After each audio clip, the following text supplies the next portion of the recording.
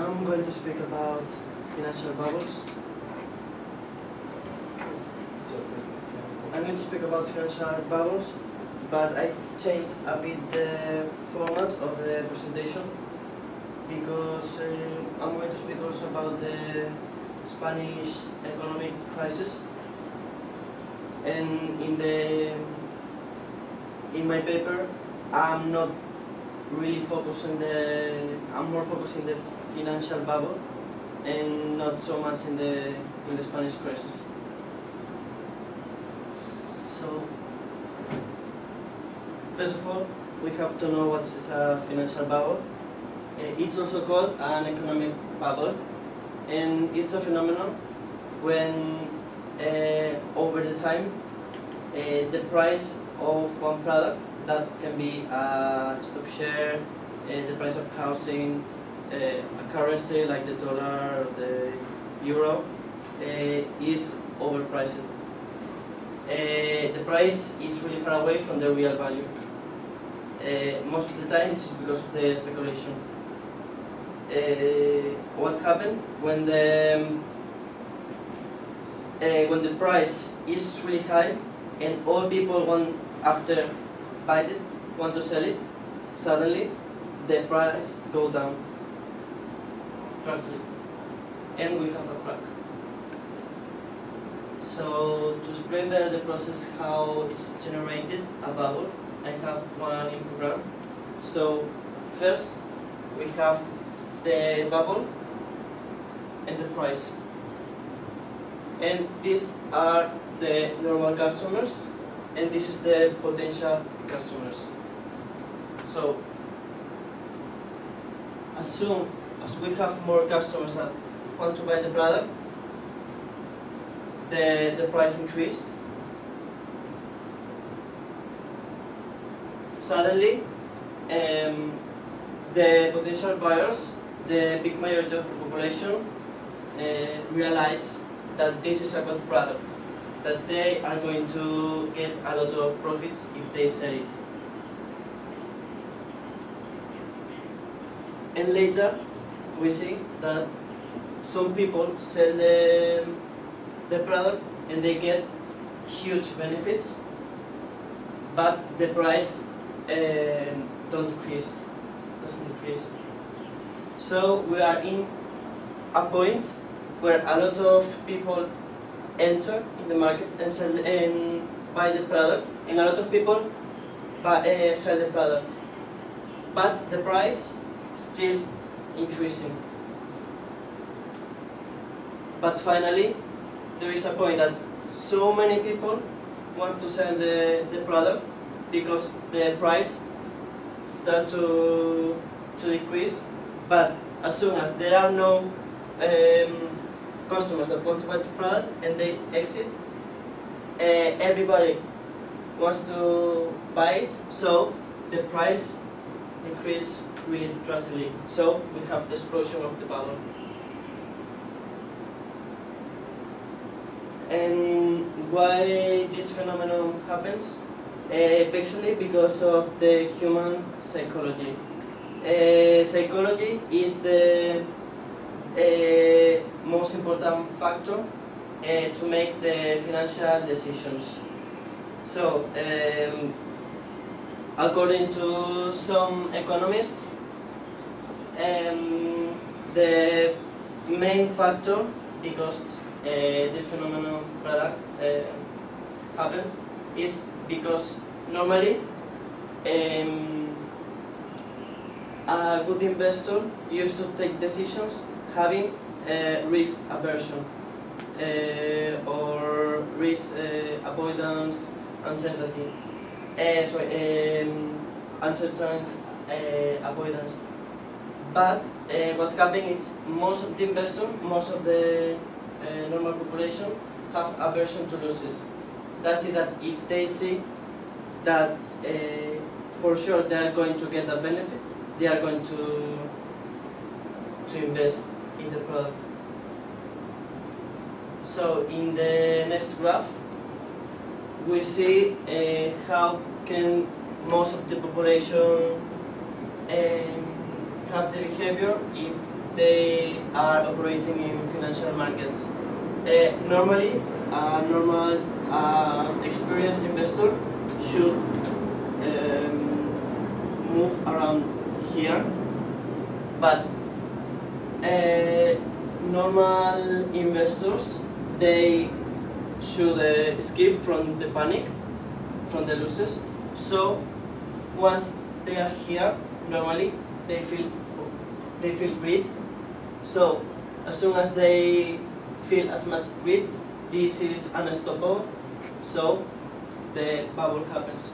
Also, we have another factors, as is the low tax rates, a new legislation about the sale of one product, or we have also new products as the tulips, or in the past actually, when it happened a huge economic crisis in Holland, and also the .com. So I'm going to speak about the history of the financial bubbles. For the first time, the British Parliament spoke about one bubble when they prohibited the irresponsible practices on buying stocks, stock share. And also there were a lot of financial bubbles across the history, but the most important one was the stock share bubble that happens before the Great Depression in the United States in the 1929. So we are going to start to speaking about the bubble of the Dutch tulips. So as we see, in the 17th century, people from the aristocracy or from the high level classes used to buy this new product, that is the tulips. So a lot of people started to work in the tulip sector to sell to the people that have a lot of money. But the problem is, as soon as it was really profitable, they started to sign future contracts. This was the first moment that we can say about the future contracts, and it's to sell one thing, the profits of one thing for the future, but they are not really cultivating these tulips in that moment. And so finally, the price of the tulips was so high that even rich people couldn't buy it, and it fell down.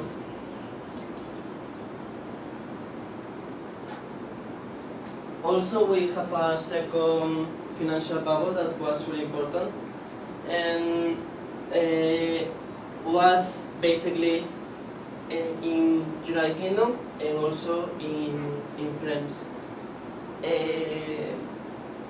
It was also called the Golden Bubble, and basically there were two companies, owned state companies. So these two public companies, one was the Mississippi Company, and the other was the company for the British Empire. And it started in United Kingdom. They started to sell the national debt with bonds of these companies. But when France started to do the same with this company, with the Mississippi companies, both prices fell down. And later we have the 29 financial bubble, also known as the Black Tuesday crack in the downtown stock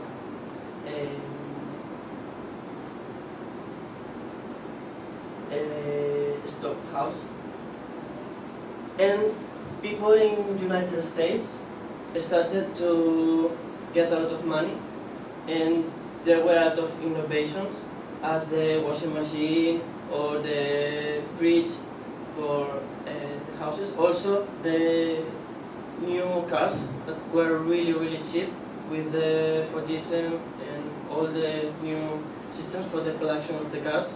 So a lot of people started to borrow money from the banks, but finally there was one moment when the people were so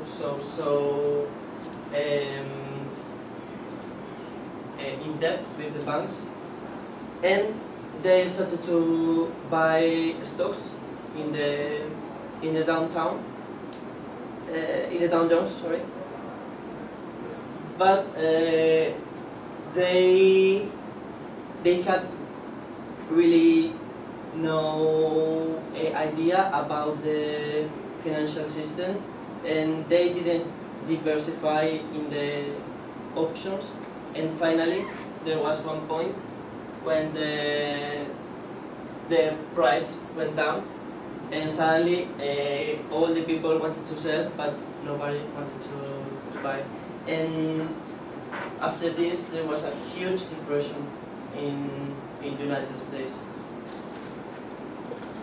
We have also other financial bubble. For example, the bubble in the last years of the 20th century in Japan. In that case, the state realized about the bubble and wanted to explode the bubble by themselves, but it was too late. So finally, there was a huge depression in the Japanese country, and it was basically a housing bubble. And also we have the bubble that happened with the .com enterprises. Some companies like Microsoft or HP, Apple had a huge success when started the internet era. A lot of companies that were also technological, they saw as their shares in the stock market start to increase, but they were overpriced. So when the companies had to close, they went to the bankruptcy. There was an economical crisis after that also. But recently, we had a housing bubble in a lot of countries, as Ireland or Iceland, and of course in the Mediterranean countries like Spain or Italy. Actually, the story is, there are so many factors in this story. The first one is the culture of the Mediterranean countries, because Spanish and Italian people, for instance, they don't like to invest in shares. They used to invest just in housing capital. So it's really common in Spain to have a second house, and we think that in some years this house is going to be more valuable. Also, the construction was the engine for the job creation. In 2007, 30% of the jobs created were for the construction, in spite of the fact that it's not a really important sector for the GDP of Spain. The biggest one is the tourism, and it's just the 7%. And we see how in 2006, 762,000 houses were built, but we only have a population in that time of 46 million population. So it's quite huge this was possible because we had very low interest rates, and we have also variable interest rates, as is the IPC, that in that moment, if the economy goes well, the interest is really low. But once the economy goes worse, this interest goes really, really high. So that was huge later in the economic crisis. And we had also a very low VAT, because in that time the normal VAT was 19 for Spain, but we have different types of VAT. For food is 4%, and for houses was 7%. So we have, like, as for first mostly need products, we have one, like, for social security. And also we have local corruption. The problem of local corruption is Spain has a lot of shore, so if this is the town, this is the beach, by law you cannot build here, but the government, what did in the first years of the 21st century, is that they reclassified all these domains. So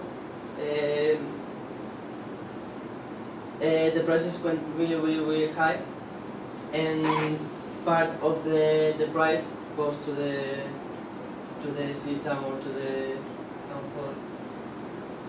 So a lot of politicians became really, really rich with that, and also the state, and they started to build really, really expensive things that we really didn't need. This is the example of Benidorm. This 20 years ago was a village, no more than 10,000 population, but now is the city with more skyscrapers in Europe. Normally in Europe we have only houses or blocks, but no more than six floors, and this is really uncommon. And this is like a fake city, because this is just for second house. We have also a lot of empty houses that even now we cannot sell, because we don't have enough population for so many houses. We have also, this is a museum in the middle of nothing, or empty highways, empty airports. We have more airports than France and Germany together, and Germany has the double population of Spain. So that's quite sad, because we spent so many euros doing these things that still now we still paying the debt for that. And after this, of course, there was a huge crisis. It started in the United States, and in Europe it started in Greece, and politicians said that, oh no, there is no crisis, we have a solid economic system, but finally it was not like that. This is all the European countries.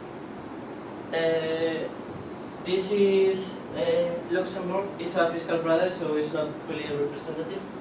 But for the rest, we see that almost all countries had a huge growth, economic growth, in the previous years of the crisis. Which one is Is the black one? This one was Spain. Which one is the highest? The highest is Luxembourg.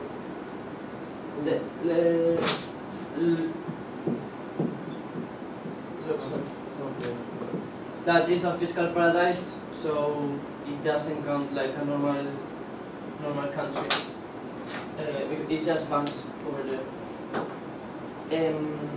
So we see that after that, all countries in Europe had a huge economic crisis, but we see that the difference is quite important in Spain, also in Italy, basically in the peripheral countries, as we call, that is Portugal, Spain, Ireland, Italy, and Greece. We have a lot of like different performances. For instance, in Spain, this is still the end of the crisis, but after that, Spain started to grow really high. Right now, we are the country with the highest growth in Europe, but also Portugal. But for instance, Italy didn't recuperate that, or countries like France are in stagnation, in economic stagnation. And of course, Germany didn't suffer the crisis, but it's a very different economy. It's really exportations oriented economy.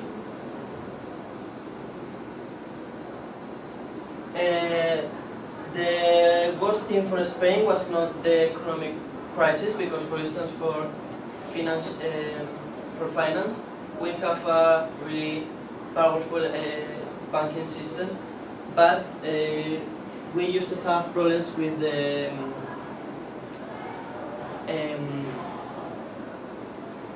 unemployment.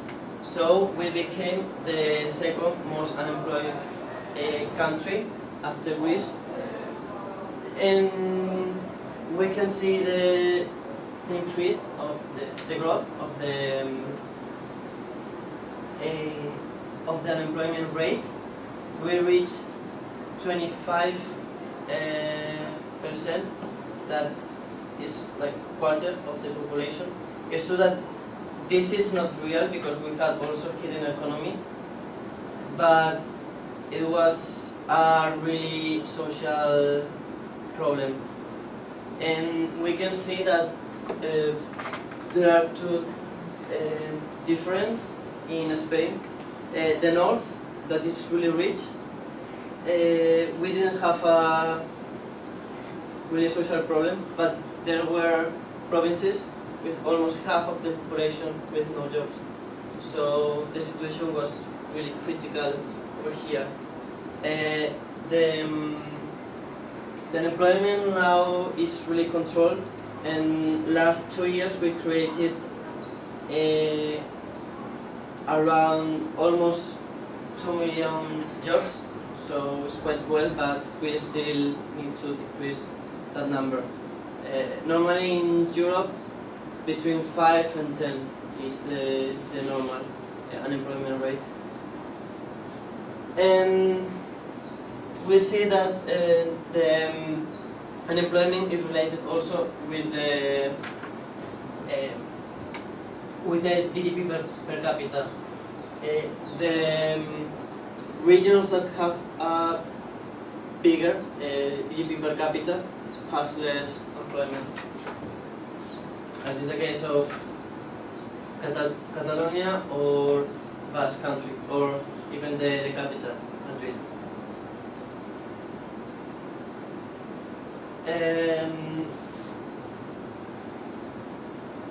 To compare with the Asian countries, we see that in Asia it was not really hard, the economic crisis. We see that in the most of countries of the OECD, there was just 1 year of economic crisis, but we see in Portugal or in Spain a really long crisis. A lot of people call it the European Depression.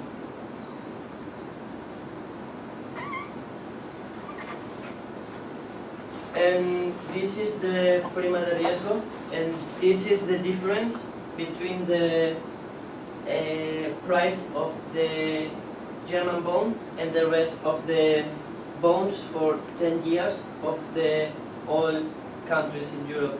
And we compare with the German bond because it's the lowest, because for the investors it's the most safe country. We see that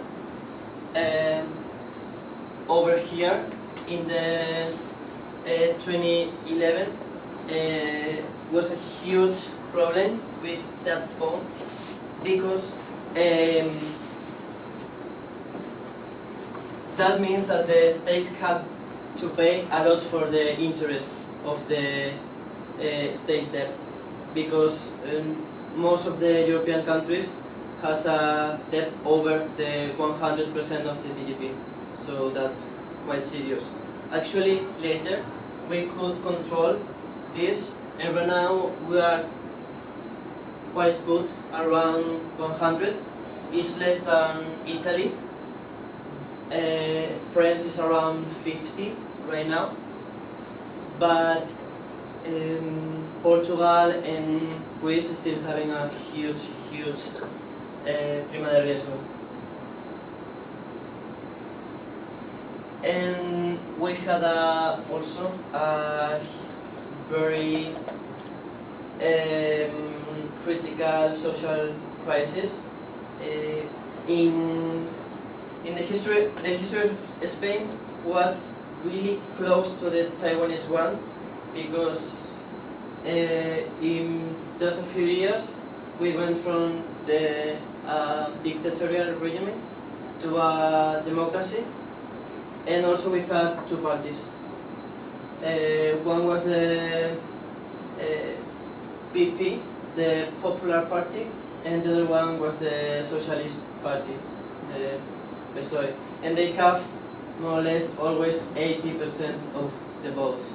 And we have also a lot of parties that are nationalist from different regions, but it was always PP and later PSOE. This is from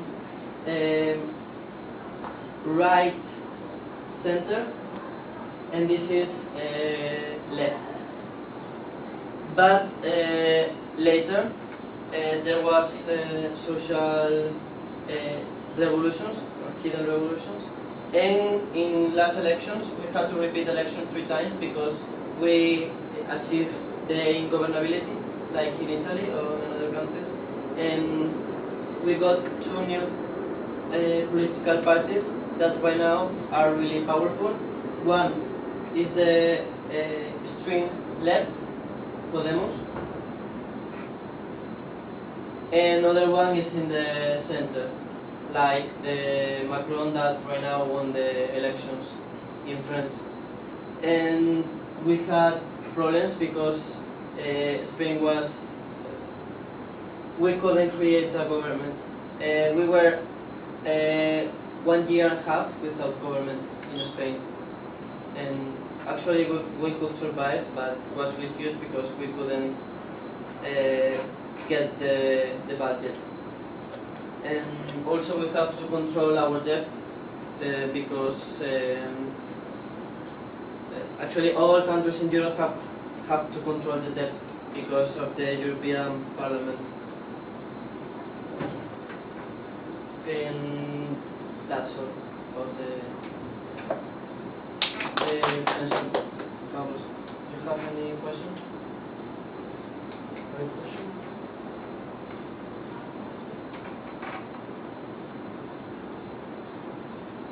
Okay, so you mentioned the financial bubble in Spain, but you used the data in the 2006 to 2007. When have the financial bubble in Spain? Yes, the financial crisis was later. Was in 209. Actually, in 208, we in Europe we were saying, there is going to be a huge crisis as in United States or in Greece or also in Iceland. They had the crisis first, but our politicians said no, that's not true. We are growing a lot. We're growing like around 6-7%, but we had the housing bubble. Once the housing bubble exploded, it exploded with 2 million people that went to the unemployment, that were unemployed, because too many people that were without studies was working in the construction. So we had unemployment. We also had the financial crisis, as all countries, and the social crisis. So this is the reason because in Spain it was really. So how do you think the Spain government already solved this problem or not until now? I think it wasn't the government who solved the problem, because we had actually in 2010 the government changed from the left to the right, to the Popular Party. But the problem is, like, it's 4 years, it's election, and here is the left, the traditional party from the left. So here we changed, but the crisis was here, but the crisis was like that, and just in the final it started to grow the economy, and the unemployment, it was the same, like the jobs. So here, one of the reasons because there was a social crisis is because they had to decrease the budget, the social budget, like decreasing education, in health system. Before that, for Spanish people, if you go to the hospital, everything is for free. But now in some regions, for instance, maybe you have to pay €1, 2, or for some medicine you have to pay €1, 2, or 3. So now European Union. And the European Union said, okay, if you don't want to be rescued, you have to follow that. Some countries, they were rescued. Spain was not rescued, but Italy was, Greece was rescued for 3 times. But the problem is they didn't change the structure, the economic structure. They didn't decrease the budget, and finally the European Union said, if you want to stay in the European Union, our politicians, they will take the control in Greece. So there was like 1 year, 2 years that they had a technocrat. So in the European Central Bank provide any support for your country? Yeah, it's the central bank, but also, for instance, our country had to give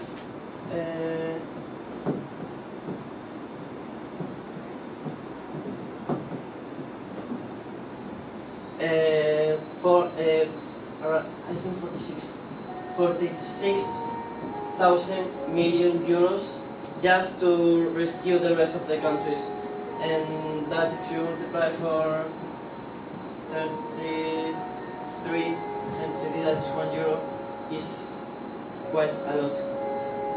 We have to rescue in our country the banks, because we have 2 types of banks, the national banks and the private banks. The private banks, they are really, really powerful, as the Santander or the BBVA, but the problem is in the national banks we had politicians, and they didn't work well because we had the corruption in that banks, or they borrowed too much money, so finally all these private banks had to buy the national banks. But Spain had to pay this, and Germany, that is the biggest country in Europe, have to pay a lot just to rescue these countries: Italy, Greece, Ireland, Portugal also. So, but the problem is, we say that, and the European Union said it's possible to rescue Greece because it's a small country, but if we have to rescue Spain, all the European Union goes to the bankrupt because it's a very huge country if you compare the size.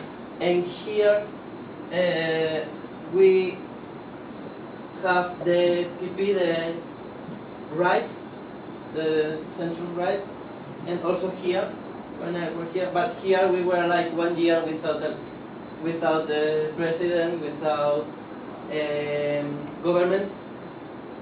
And I think the private enterprises start to be more competitive, and also the price of the oil decreased a lot, and the price of the euro decreased. So I think there was like the conditions to grow, but I think was not because of the government, because we are like growing around 3% each year, but we are just reducing the debt 1% every year. So I think if you are growing 3%, but you are just reducing 1%, it's not enough. At least we had to reduce 3% each year the budget, the public budget. Okay, good. So, if possible, you need to make a The conclusion is that in my paper, I'm not very focused on that. I'm more focused in the bubbles. But I said that basically, despite the crisis that we had in all countries all across the history, we still creating that bubbles, and the government never realized about the bubble. But this is just about a psychological reason that we cannot change. Yeah, I know you need to make a conclusion, and then maybe you talk something about the future policy for your government. Okay. Or whether some innovation or any possible. Okay. Okay, good. So thank you for your presentation. Okay. And then we have break 10 minutes and come back. And then Mr. Charlie can set up.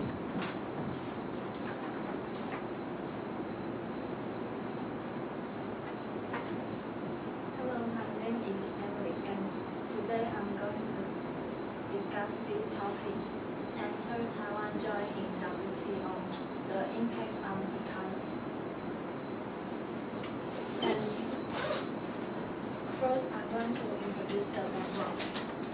Each country want to join in WTO has some expectation, and because they want to cooperate with other countries so they can improve their national income and GDP, and their economy also can grow up rapidly. And so they know they can't just use by themselves to grow out the economy. So they have to cooperate with other countries. So they choose to join in WTO. In 2002, Taiwan joined in WTO, which named the separate customer territory of Taiwan, Hanpu, Kinmen, and Manchu. And in 1998, Taiwan realized that they have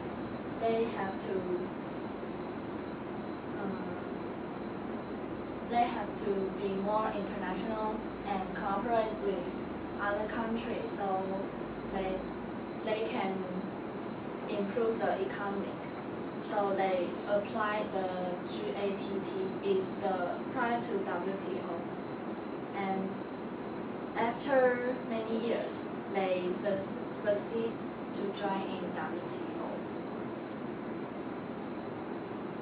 And after Taiwan joined in WTO, the change of GDP, you can see the data. In 2002 is the first year Taiwan joined in WTO, and at the beginning, the unemployment rate is 5.17, and after the years is gradually go down. So it has some impact with joining in WTO, and the unemployment rate is decreased. But you can see in 2009 is the financial crisis, so the unemployment rate is raised up again. And in 2010, the unemployment rate is recovered. So you can see the GDP in 2010. After this year, the GDP is gradually grow up. And the foreign trade and investment. Taiwan joined in WTO since that foreign trade is quite important. And you can see the data. The export growth rate is gradually grow up. And just I say 2009 is financial crisis, so not only export growth rate but also import growth rate also decrease. And the worst noticeable is China and Taiwan was joined WTO in the same year. Taiwan at first didn't have the changeable obviously, and China have a lot of change. So it is an issue that we can think why they can change a lot, and Taiwan just grow up a little bit. And the foreign trade and investment. At first, Taiwan has the trade surplus, and the flow of cash is also important. And the flow of cash can show that the economic trade exchange, and the red line is internal investment. Red line is external investment, and blue line is internal investment. It means Taiwanese invest some manufacturer to the foreigner. And in 2002 to 2005, the external investment is increased stable. And in 2005 to 2007, you can see because Taiwan have the financial reformation, so this rules is things that the policy to loosen the rules. So foreigner realize that's policy, so they invest a lot to Taiwan. So you can see the tendency is grow up. And in 2009 to 2010 has the decrease because the financial crisis. And I divide in three parts. First is agriculture, and second is industry. Third is service industry. And first I going to say the changeable of agriculture, export and import. And because of Taiwan is a small area and popular densely, so at the beginning we have the crop, vegetables, these things to just for ourselves. You can say self-sufficient, and so we cannot have an important rate on the international, and so many cause so it is the most have the biggest impact on agriculture to these three industries. And there are only 1.58% of GDP on Taiwan industry. But agriculture is very important to Taiwanese because it is safety represent and it also stable life. So people also think this is an important part. After joining WTO, the changeable of agriculture, first is there are variable products and choices that consumer can choose. Second is after joining WTO, we have the high competitive to compare with other countries. Third is recently we also combine the biological technical.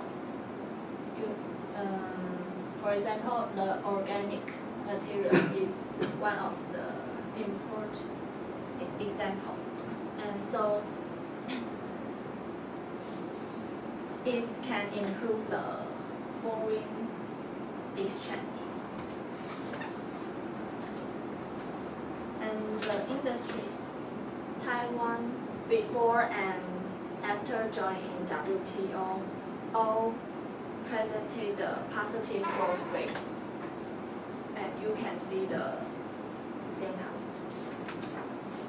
Except 2009, the financial crisis, the output value decreased. Each other year all increase. Before we join in WTO, our output value is approximately to the advantage country. So we step the international quickly, and we reduce the tariff after we join in WTO. It helps us to promote our products. Although open the market, let it freedom may cause some impact in short-term period, but I think in long-term period, it can bring us some benefits. And the GDP of service industry. Service industry is the most percentage of Taiwan industry, and it have 73.9%, and the industry only have 30.2%. So this is the most important industry for Taiwan. And GDP grow up obviously. And the most export is transportation and construction, building, and travel, tourism. And the most import is patent and trademark fee. Our service industry employment population increased by 1.79% rapidly, and in each part, like accommodation and food service and real estate and education industry. All of these service industry employment population are increased.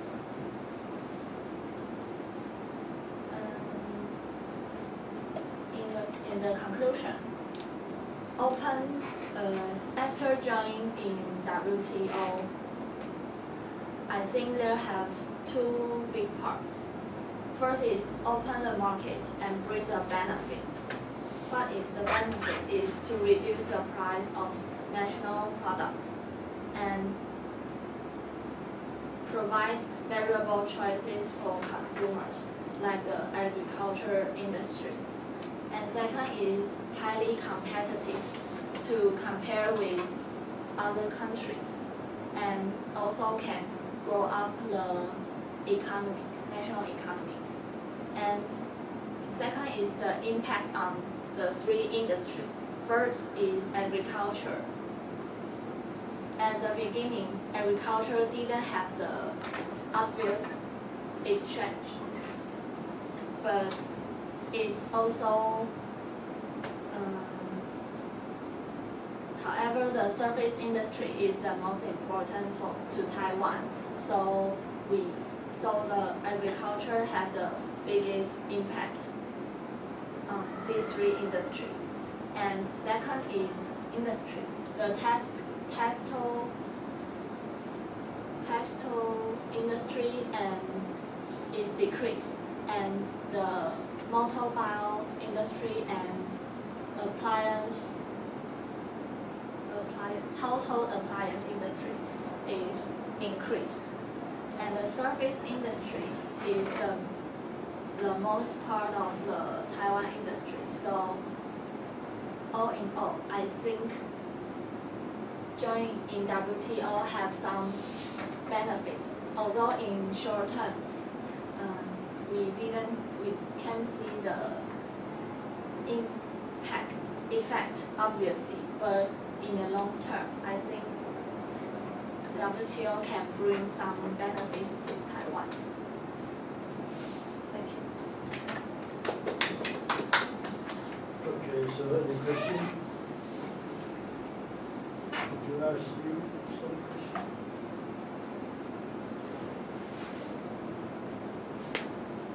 Okay, so would you mind tell us something about why the agriculture is important for Taiwan? Because of the GDP only 2%, and why they are important for Taiwan? Although there are many export goods products in other countries, but I think our culture and goods also have to protect and support. And at the beginning, we are relying on these products, so it's also important. Okay. Another one? Any question? No question? Okay, so thank you so much. I would like to suggest you, if possible, we change all the table over to the English. Okay? And the next, when you drop your paper, you need to ask some friend. They have a good writing in English. They really can provide some suggestion for you how to improve for English grammar. Or you also can, I'm not sure in your another class, do you have any English course? Yeah, you can ask the English teacher, maybe can provide some comment or because we are Taiwanese, when we job in English, actually we got a very big trouble always in Chinese English. But this is something wrong. Okay, so if possible, you try to do some improvement. It's good for you. And actually, you are good. So you already do the story. I think it's good. Okay. Okay. Thank you.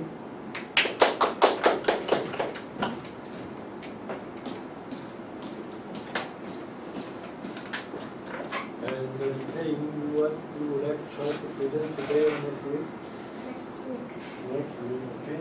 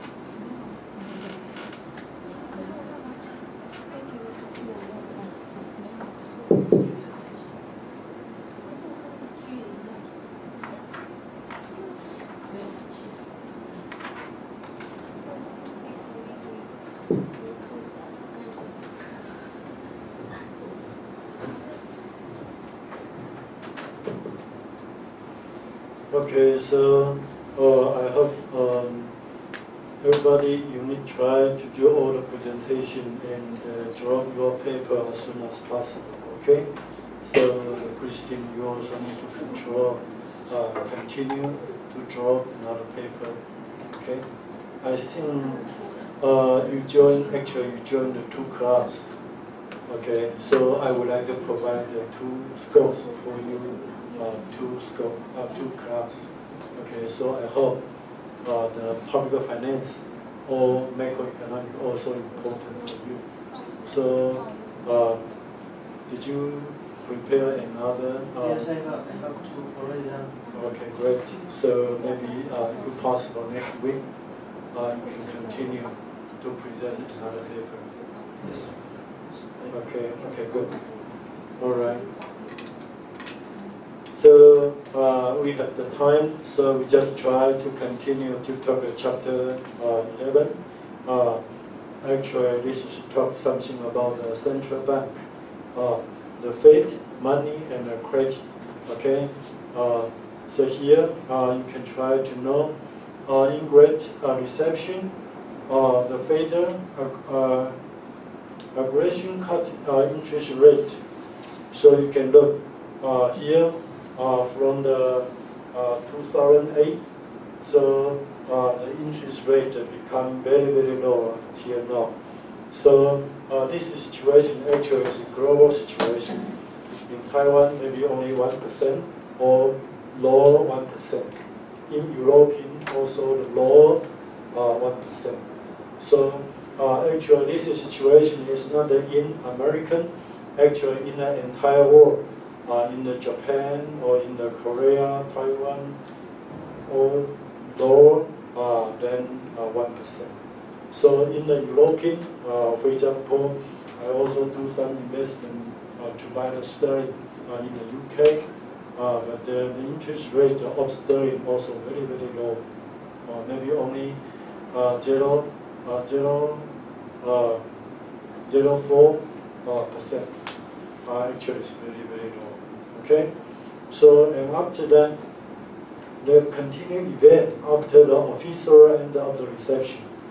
So now, in a global situation, maybe it's very difficult. So you can look from the 2005 to the 2008, they have the one circle. After that, from the 2008, the interest rate become very low. Okay, and so here we just try to show you something about money supply consists of the depositor at the bank. So the central bank, I mean the fader, the fader is like the central bank. I'm not sure in Spain, your country also called central bank.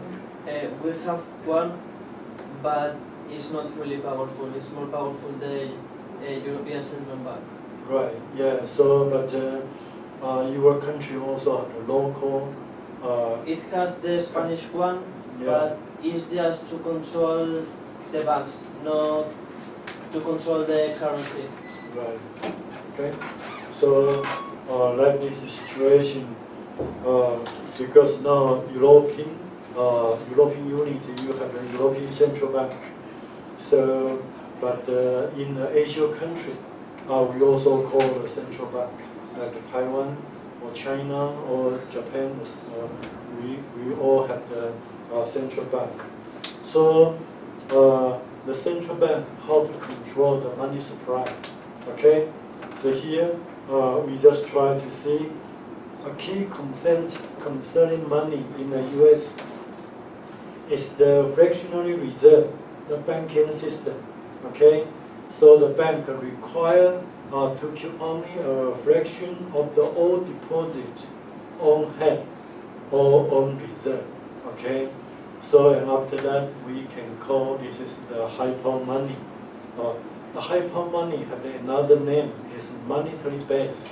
In Taiwan we can call this is a reserve money. Okay, so here you can look right.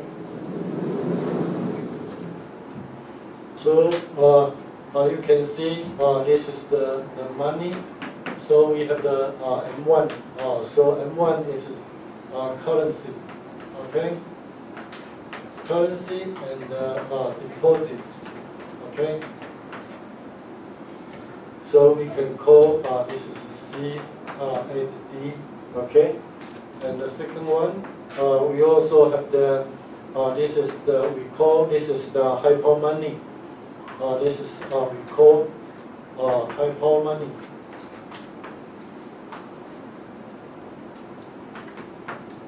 And we also can call this B. The B is the monetary base. Monetary base. Okay. Or we also can call this is the we also use B, and this is we call this the reserve money. Okay. The hyper money is a special. We in this is in the U.S. And this is in the UK, and this is in Taiwan. Actually, the same meaning, but they have the different name. Okay, so here and what is the hyper money? Actually, is C plus R. Okay, and the R is mean the same. This is represent. This is the currency and the reserve. Okay. So you can see this is the actual. This is the actual reserve. So you can see like this is situation, and so here we just try to know about the small m. Small m. This actually this is we can call the multiple. This is we can call this is money. This is money multiple period. Okay, so actually this is n divide h. So you can look. This is the C plus D, C plus R. Okay. So and after that we can try to change or divide by D, C plus D, and this is the C plus R divided by D. And after that, we can change. This is the DC1, and this is the DC and the DR. And what is R? R is mean. You can see this small r and small e divided by multiple d. So, and finally, you can change this is k plus 1, k plus r plus e. Okay? So, and after that, you can see actually this is we can write down small m, k, r, e. So, and after that, we can call this is instrument of the monetary. So here you can look. This is the hyper money. Hyper money we also can call monetary base, okay, or we also can call reserve money. So here you can see the part of the currency held by the public firm, part of the money supply, and the second, the currency in the bank bearing vault and the bank's deposit at the Fed are used as a reserve, the backing individual and the business deposit at the bank. And the third, you also can see the federal control over the monetary base is the main route through which is the determining of the money supply. So here you can see this is the money stock determination. So here you can see the able, this is the currency and the deposit. So we can get together, we can call this as a money stock. So here you can see this is the currency and the deposit. So equal to and 1. And here you also can find if the currency add the reserves, and after that we can call this is the hyper money, okay? And actually you also can see this is we also can see actually this is the currency. We can call this is the outside money. Okay, it's outside money. And the reserve, we can call this is the inside money. Okay? So you can look, actually, outside money and the inside money control all the central bank. And according to, so here, I mean the central bank, they can control outside money and the inside money. And after that, they can create more money supply. Okay, so here you can look the small m. We can call money multiplier. Money multiplier. So here you can look. This is the money multiplier. It's mean the money supply divided by the hyper money, and after that we can change. Small k is represent the currency divided by deposit. So this is a small k, and the r is mean this is the required reserve rate. I mean the small r here. Small r is mean this is a required or reserve the rate, the ratio.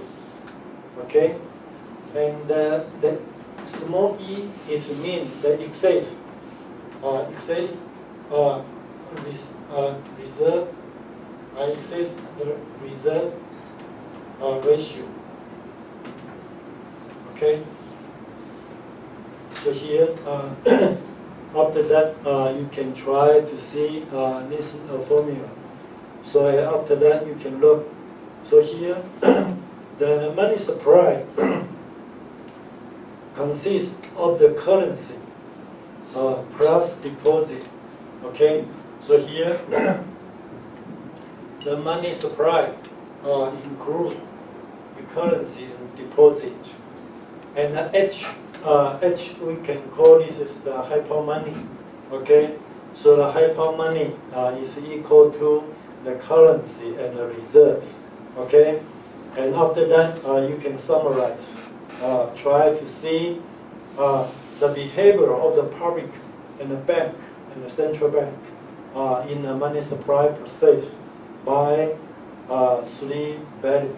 Okay, so you can look first the currency deposit ratio. So we can call small k. Okay, and the reserve ratio. Actually, this is the including the actual reserve ratio and the excess. So have a small r and a small e.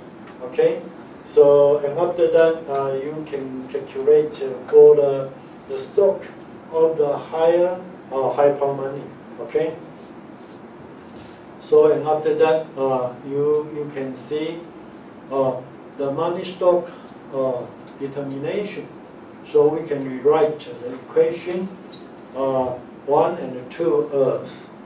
So here you can see the N actually is equal to currency and the deposit. Okay, so the small the H is a hyper money. Is mean the currency and the reserve. Okay, so and after that you can manage it again. So you can see this is the multiple. This is the money multiplier. Okay, so and after that you can get this formula. Okay, so here you can see. So maybe this is more easy. You can try to compare. So and after that you can see if we can make the assumption here. If we can let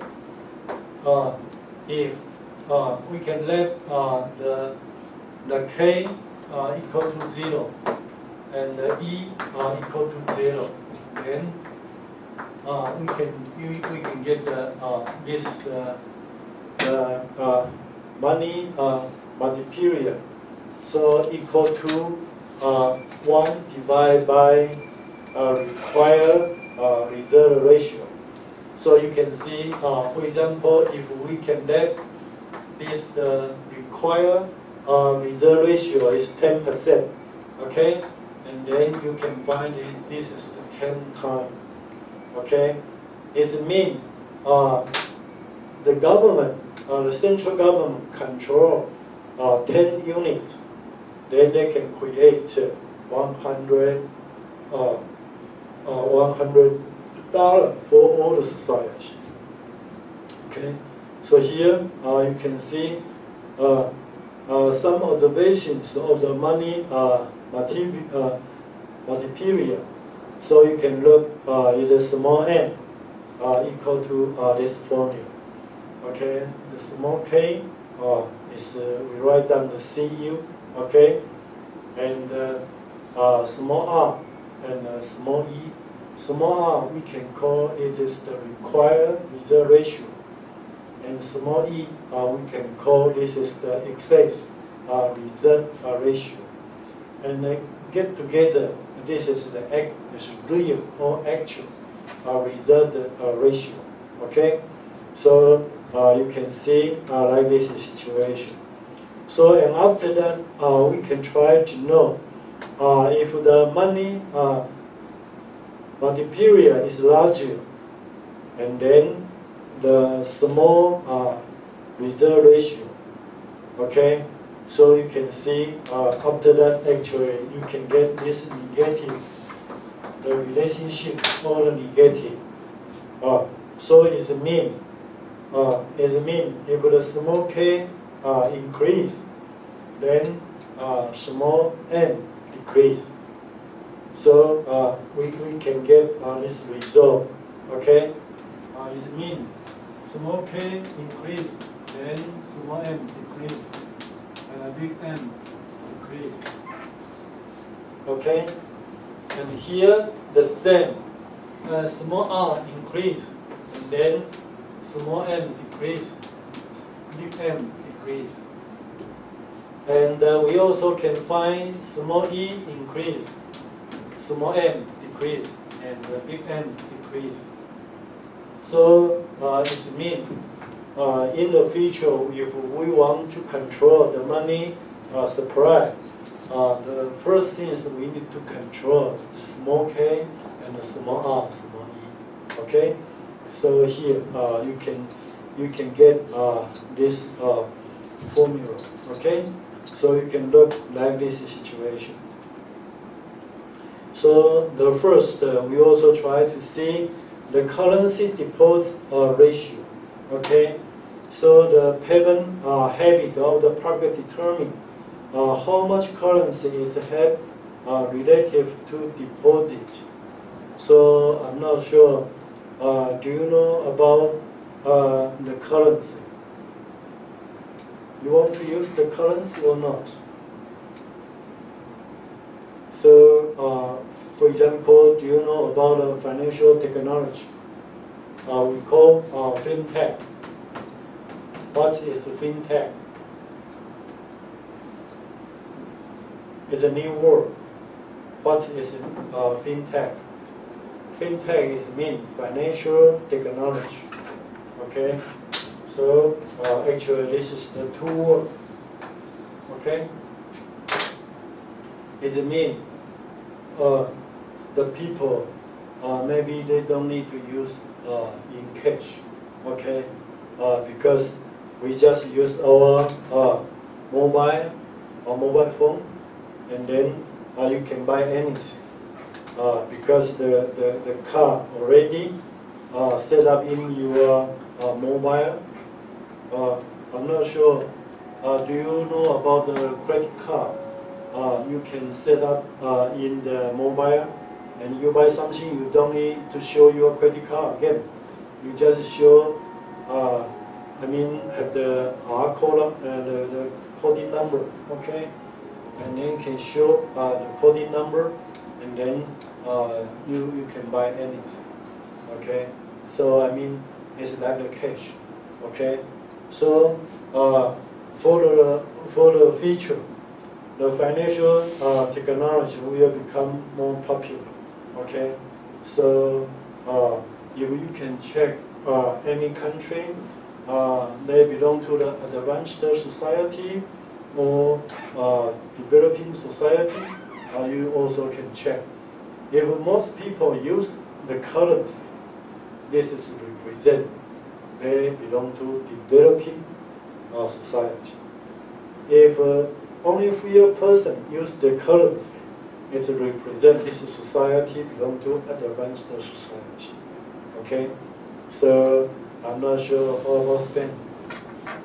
You go to the shop to buy something, you always buy cash or buy credit card or use the mobile. Most of the people use credit card or now the touchless credit card.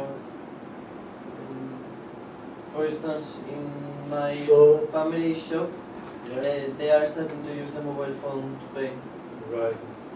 So in particular, I'm not sure. Did you hear about the baker in China? The Baker has some. yeah. Mm-hmm. Yeah. The baker, they didn't like to have cash. They just use the mobile coding number. If you want to provide some support, some help to the baker, okay, you just use your mobile, and then you can put a special coding number and say how much you want to try to do some contribution to them. You want to provide $5, $10 to them, then you just input the coding number, okay, and your money transfer $5 or $10 to baker, okay. So now in Chinese society, become more popular or advanced. Okay, so like this is situation. All right, so we have a break 10 minutes, and please come back again.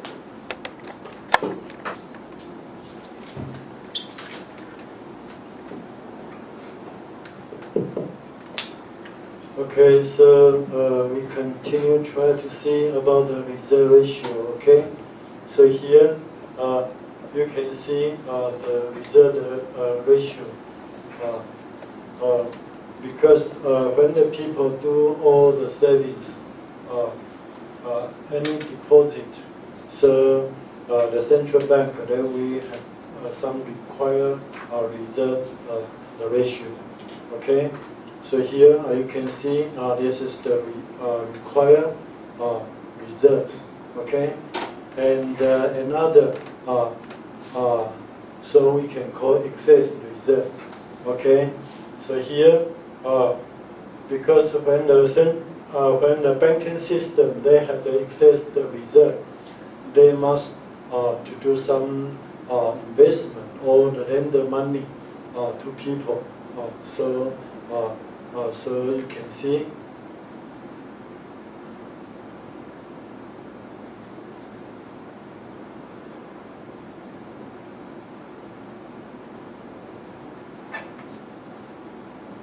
okay, so here you also can see the reserve the ratio. So the central bank in America it is the Fed began paying interest on required and excess reserve during the Great Recession. Okay, so the Great Recession, so they have the excess reserve. Rules ask the bank, so make the value load have a significant impact on the money multiplier. So you can see the blue one, we can call the excess reserve. Okay. So here you can look before the 2008. Actually, the required reserve is quite low. Okay, and after that, they have a lot of money. They prefer try to lend the money to do some more investment. For all the society, okay. So, and after that, we also try to know the central bank how to control the money. So here in American, this is the Federal Reserve, have the three instruments for controlling the money supply. So the first we can call open marketing operation, okay. So the central bank they can buy or selling the government bond. Okay. For example, if the central bank buying the government bond, then they can release the money supply. So the money supply will be increased. On the other hand, if the central bank selling the government bond, and then the money supply will be decreased. Okay, so the central bank they can use the open marketing operation to control the money supply, and the second one they can use the discount rate. Actually, this discount rate is real discount rate. Okay, so we also mentioned before, if the people they want to borrow money from the bank, they can use some commercial document and try to pay some discount rate. And after that, this is real discount rate, interest rate the Federal Reserve charge the commercial bank for the borrowing money. Okay, so here actually we need to write down this is the real rate, rate discount rate. Okay, so the government can control the rate discount rate larger or less than discount rate, and then they can control the money supply. And the third one is the required reserve ratio.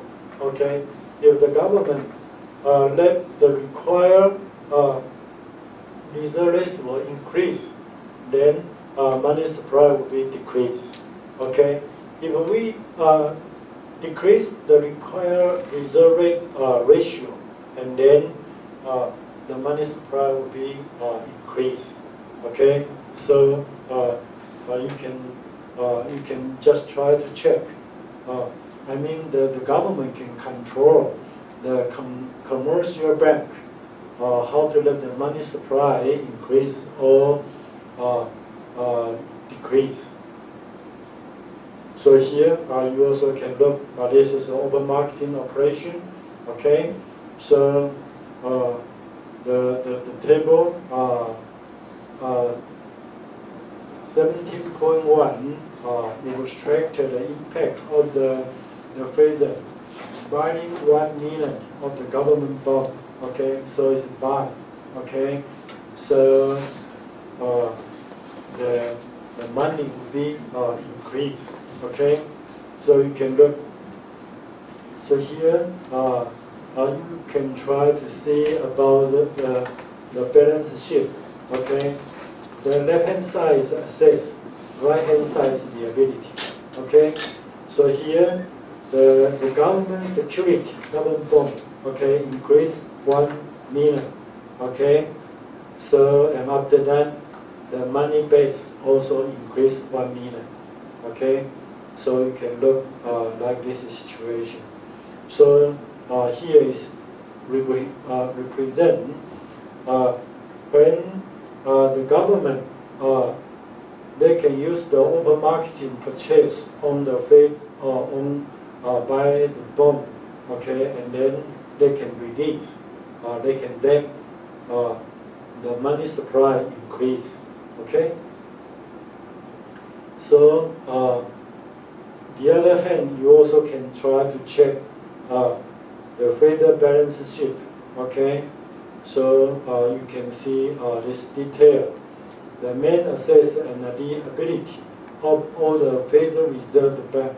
Okay, so you can see buy the bond and then they release the currency.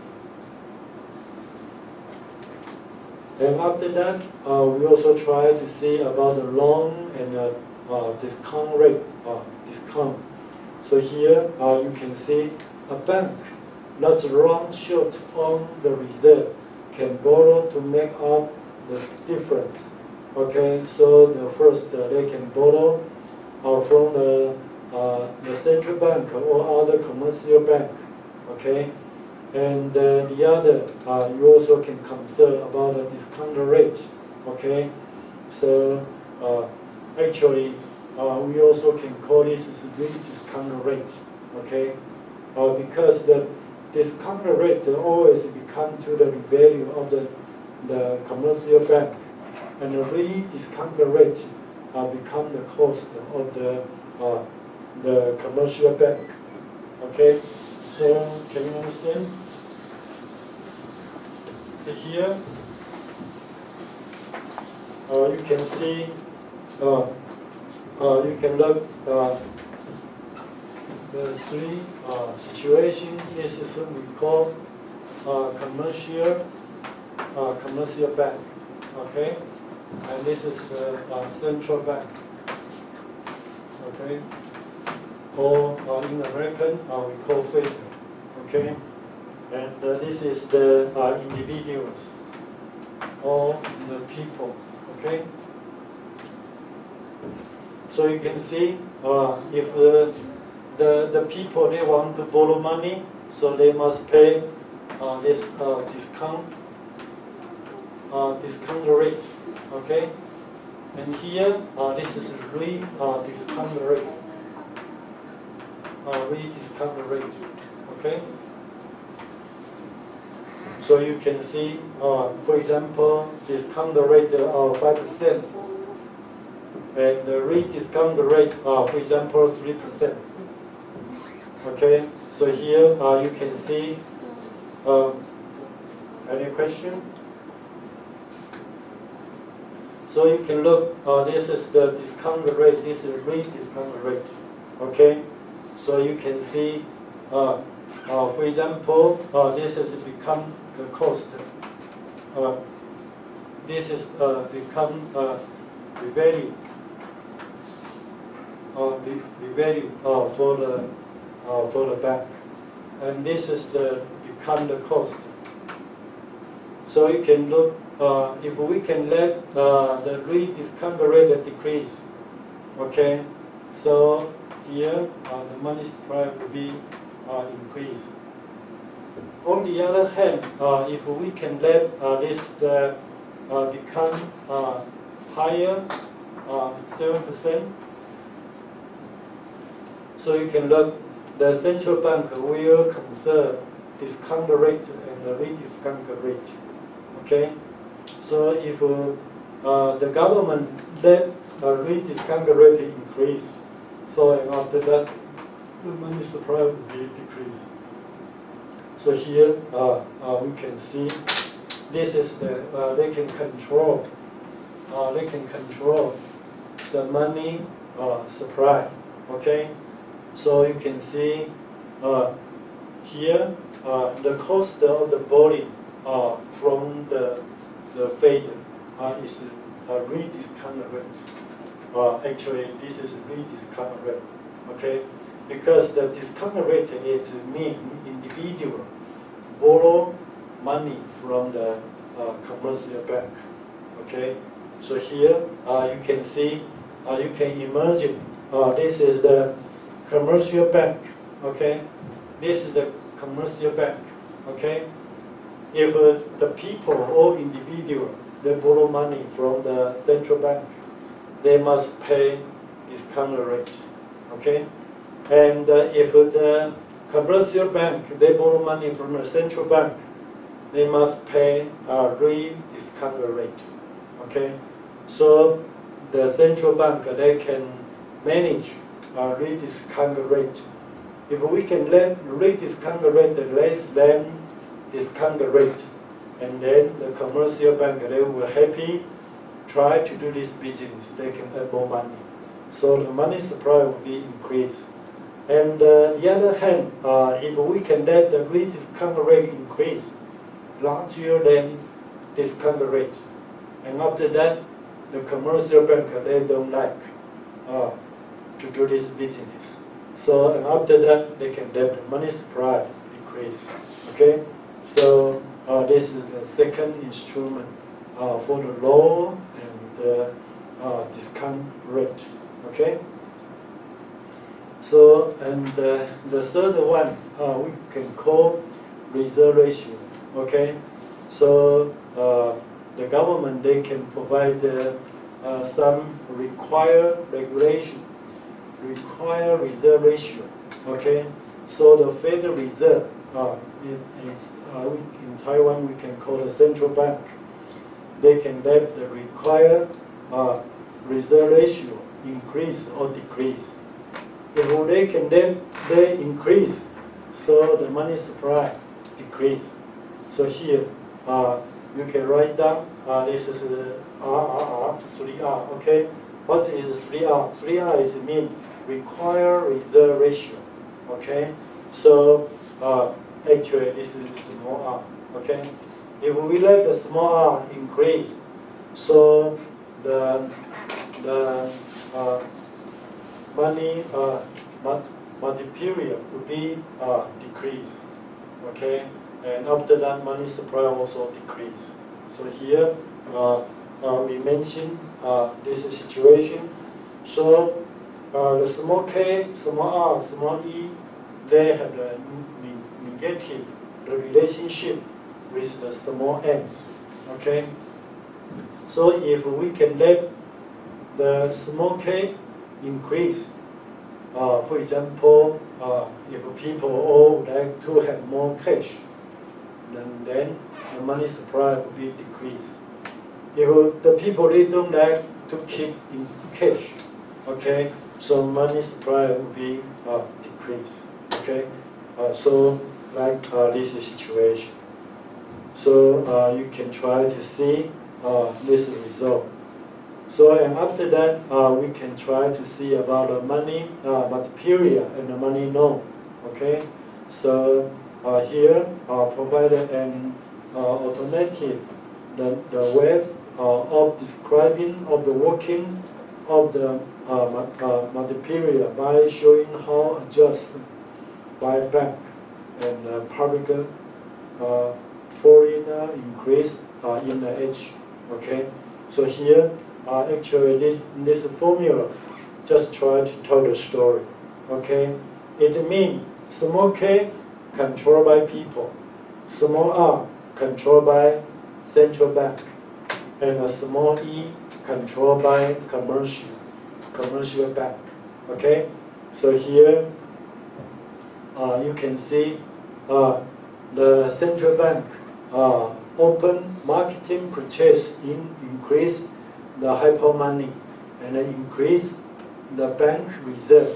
Okay, and the other way, the bank, commercial bank, so they can have some relationship with the excess reserve. Okay, and the people also can have some improves for the small k. Okay, so this is all the get together. Actually, this is the key point. All right. So and after that, you can see the control of the money stock and the control of the interest rate. So here we control this finger. This is the interest rate, and this is the money stock. Okay, so they have the negative the relationship. When the interest rate decrease, then the real money stock will be increased. Okay, so like this situation. So and after that, you also can use the we mentioned before about the IS curve and the LM curve. Try to do some analysis. Okay, so here you can consider if we can let the money supply increase. Okay, so the William Polly presented an article discussing the issue involved in the choice between interest rate and the money stock target.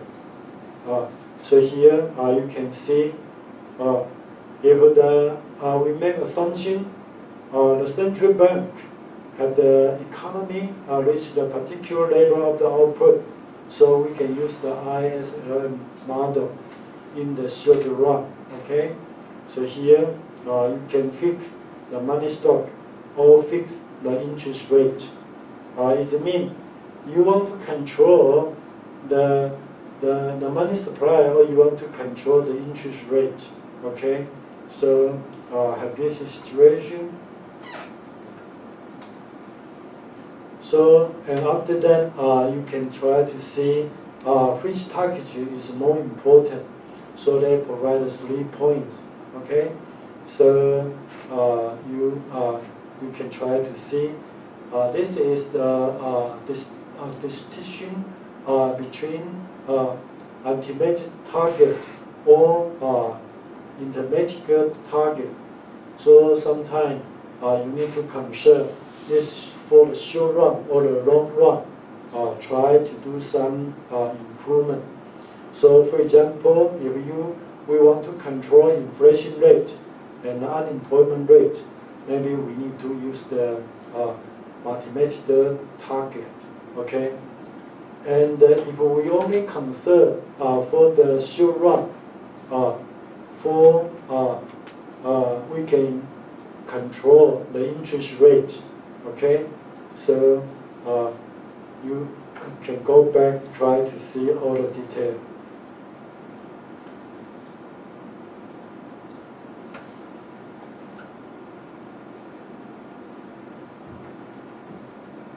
I think this chapter is quite useful. So if possible, you need to go back and actually this formula also important. If you can understand this formula, and then it's easy to understand. So we just remind you again, the small k controlled by individuals, controlled by people, and small r is a required reserve ratio controlled by central bank, controlled by government. And E is represent excess reserve ratio. Is controlled by commercial bank. Okay, so the commercial bank, they want try to do more investment or to do the loan, and then they want to have the higher return or more profit. So it is different. Okay, so you can see in the society, if small k increase, small r increase, small e increase, then small m will be decrease. Small m decrease, then big M also decrease. And H, they got the opposite direction. Okay, so can you understand what I mean? I mean, if here K increase, or R increase, or E increase, okay, and after that small m decrease, then big M decrease, and H maybe you can see, and so you can look, because the small m equal to big M divided by H. So small m and the big M same direction, but the H is different direction. So you can look, if these three variables increase, okay, and small m will be decrease. Small m decrease and the big M is decrease. Okay, so here you can see, if a government want to control the monetary policy, okay, how to let the money supply increase, money supply decrease, they can use these three variables. Okay, and these three variables always the different direction. So I think this is more important. So in this chapter, I hope you can go back, try to see all the detail. And I hope you can encourage another classmate. They need to do the presentation. Okay, so actually teaching and learning, if we want to have a good result, we need to do more cooperation. Although the teacher want to pay a lot of contribution for you, but if the student they cannot pay effort, then our result will be not so good. So actually this is your story, okay? And I hope you can go faster, do your best to challenge by yourself, okay? So any question? If no question, tonight we just stop here. And some people already do the done your presentation, but you need to drop your paper as soon as possible, because I think we only have the 2 or 3 times for this class. Okay, today is end of May, and next time is the June 7th, and we also have the June 14th. And I hope, if possible, we can finish on the June 14th. If the people cannot do all the presentation, maybe we need to extend to the 21. But if everybody can finish on 14, then we can finish on the 14. Okay? So I hope you need to go back to go faster to drop your paper as soon as possible. Okay? All right, so we just stop here and have a good night.